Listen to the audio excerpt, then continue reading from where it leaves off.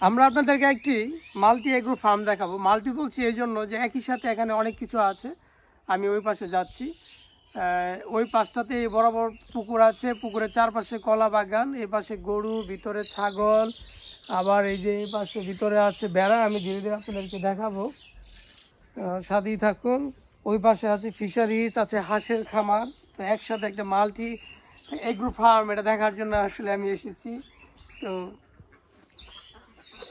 এই যে দেখতে পাচ্ছেন পুকুরে যে হাঁসগুলো যাচ্ছে বেরোচ্ছে, অনেক বড় ফিশারিজ আর কি। আর চার পাঁচটাতেই আছে হচ্ছে কলা বাগান, এই যে আম গাছ আছে, মানে পাটটাতে আর কি আম গাছ আছে, আর ওই যে কলা বাগান দেখা যাচ্ছে। চার পাঁচটাতে আছে কলা বাগান। আর পুকুর ওই পাশে একটা, এই পাশে একটা মোটামুটি বড়।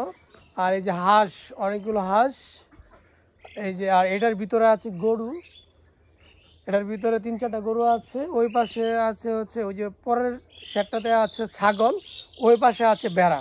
একসাথে অনেকগুলো কাজ আর কি, মাল্টি প্রজেক্ট। এই যে হাঁসগুলো নেমে গেল আমাকে দেখে, মাল্টি প্রজেক্ট। এগুলো আসলে পরিশ্রম সাধ্য ব্যাপার, পরিশ্রম সাধ্য কাজ, কিন্তু যাদের আসলে এরকম শখ থাকে, উদ্যুক্ত হওয়ার ইচ্ছা থাকে, তারা এই কাজগুলো আসলে করেন, তাদের কাছে এটা পছন্দের হয়।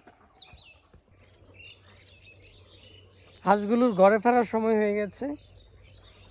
আমরা একেবারে সূর্য অস্ত যাবে যাবে একটা অবস্থা। পুকুর কিন্তু অনেক বড়, আর চারপাশ কলা গাছ দেখতে পাচ্ছি, আম গাছ আছে কয়েকটা। এই পাশে পেঁপে গাছও আছে, এই যে পেঁপে গাছ, এই যে আরো পেঁপে গাছ।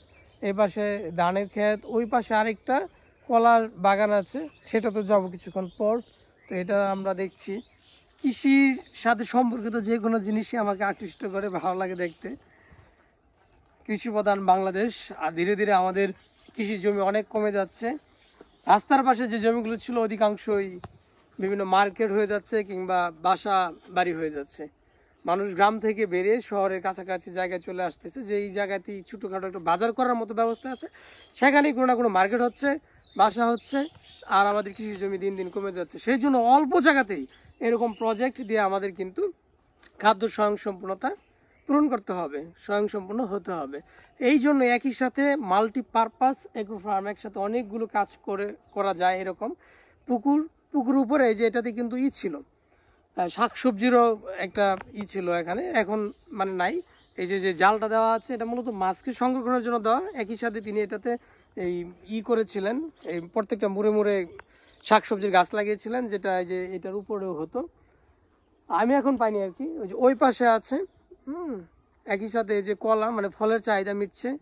আবার আম গাছ, ডিম, হাঁস, মাছ, উপরে গরু, ছাগল, বেড়া, সব একসাথে মাল্টি প্রজেক্ট।